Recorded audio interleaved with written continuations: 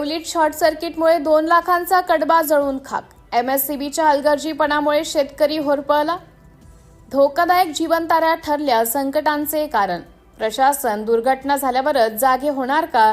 ग्रामस्थांचा संतप्त सवाल।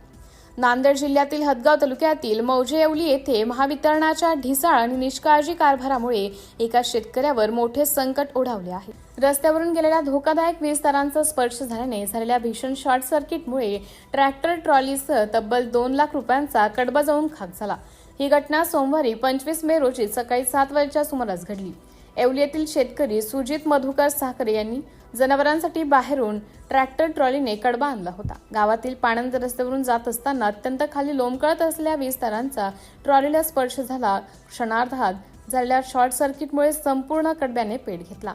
ग्रामस्थांनी तब्बल 3 तास अथक परिश्रम करून आग आटोक्यात आणली, ज्यामुळे मोठी जीवितहानी टळली। मात्र चारा टंचाईच्या काळात शेतकऱ्यांचे मात्र अतोनात नुकसान झाले आहे।